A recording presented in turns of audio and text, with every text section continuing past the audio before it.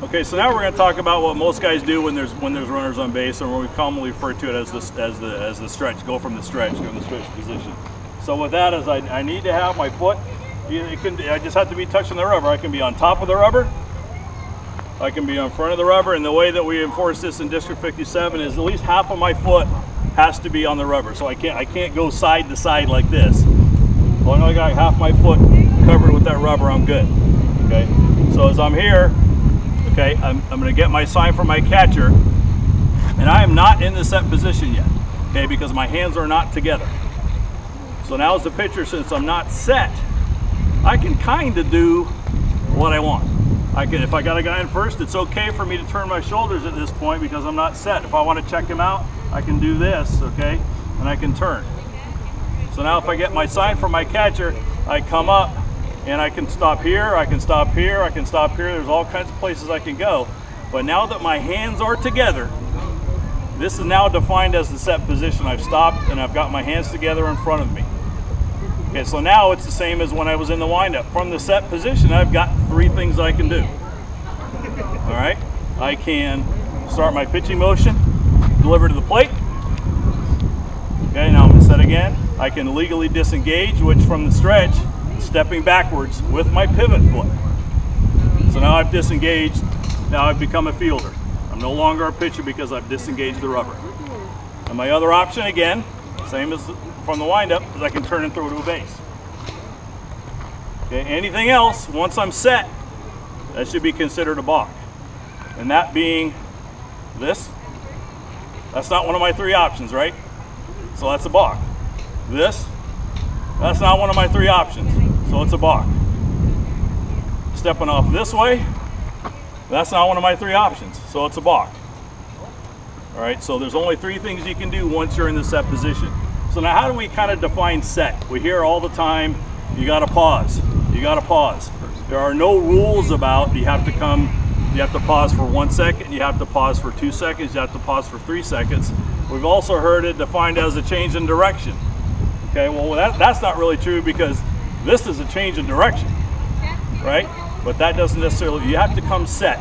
So usually what we do to define what set is if I'm coming here as the umpire, I'm looking for, does my free foot start coming up before I've reached the bottom with my glove, wherever my bottom is. So if I'm still coming down and I start coming up with my free foot, now I haven't come set. And I'm deceiving the runner because the runner is looking for me to come set. So if I'm here and it happens that fast, that's okay. Okay, bang bang doesn't mean a balk. All right, because I did come set. It was just I came.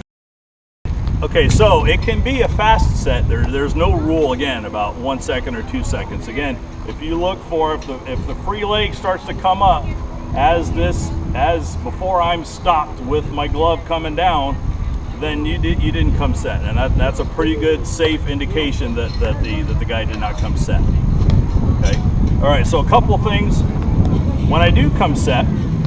All right, a couple of the rules here. If I turn and throw to first, I have to throw to first. I cannot fake a throw to first. If I fake a throw to first, it's a balk. Okay. If you don't disengage. If I turn around, I can fake the second, not make a throw, and I can fake the third. Okay, and I think that's an important distinction because the major leagues now, Major League Baseball, they have changed that rule.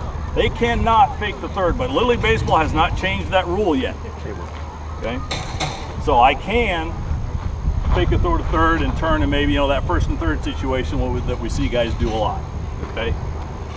One of the other things from another rule interpretation from the set is that keep an eye as an umpire. Keep an eye on the pitcher's feet.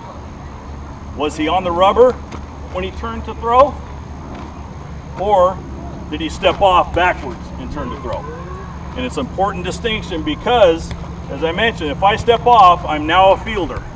I'm not a pitcher anymore.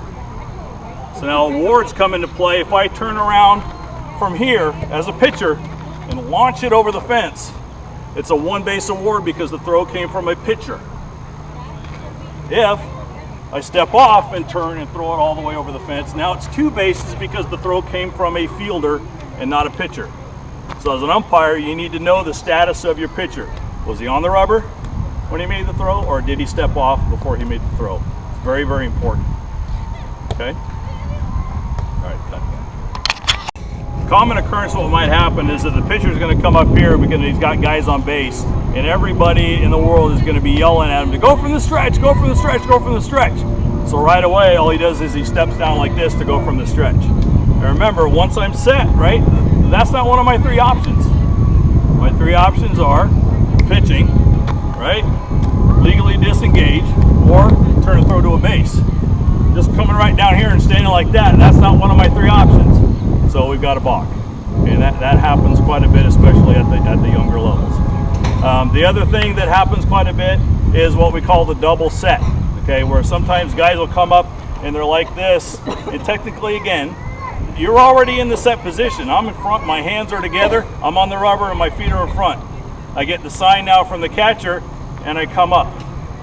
That's not one of my three options after I come set, okay? The hands are apart, now we got a different story. I get my sign, and I come up, and I'm set.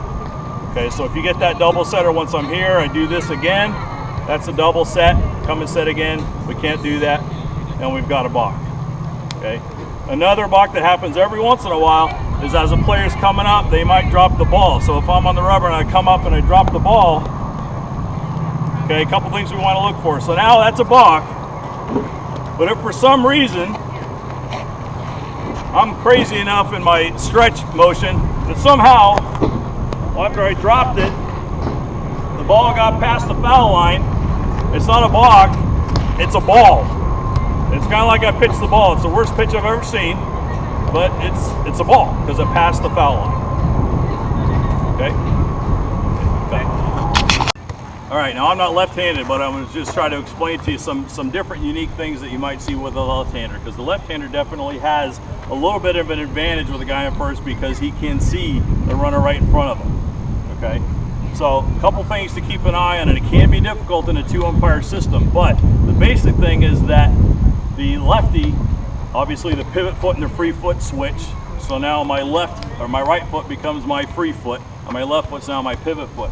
So as a lefty, when I come set, basically what I have to do is if I'm going to go to first, I need to step more towards first than I do to home. And we kind of have this imaginary 45 foot, angle, 45 angle that's that's pointed here between first and home plate. And if I step to this side, because I'm trying to fool the base runner, so if I come here and I step here and throw to first, that should be a balk because I stepped more towards home than I did towards first. Okay, if I come here and I'm going like this, okay, that's one of my three options, right? I'm stepping to turn and I'm throwing to batter. I don't have to turn, but I'm stepping to get the batter out. One of the indications for a lefty is that if as a lefty I come up and my pivot foot breaks the plane of the rubber, which is right here, from the rubber to first base. Yep. So if I come here and I break that plane this way, I am required to go home and deliver the pitch. Okay. Now again, with a two-umpire system, that can be a little bit difficult to see because with a runner on first base, you got an umpire here and an umpire there. So it's hard to see that. But if you do see it break that plane, then the pitcher is required to deliver the pitch to home. If he doesn't, it's a balk. Okay? And you might hear about it from the base coach because he's got a great view. He's got that angle of him breaking that plane. So keep an eye out for that with the left-handed pitcher. Now Dave's going to demonstrate how to call a balk and award bases if there's a runner on. Remember, you cannot call a balk if there's nobody on base. So Dave's going to call a balk. He'll call time. And the reason for that is that if the pitch is made, he calls a balk. If the pitch is made and the batter hits a home run, you don't call the balk. Okay, you just let it go. So here we go. Ready? On the rubber. Set. Call it. That's a balk! Time! That's a balk! You! Second base! Nice and clear. Nobody had any inkling of what he said. He pointed, he used a nice loud voice, he did what he needed to do to award bases to the runner on base that balk. Now, if there's multiple runners, he would actually point at each one of them and tell them where to go. So let's try that one. Bases loaded. Okay. Okay? Bases loaded.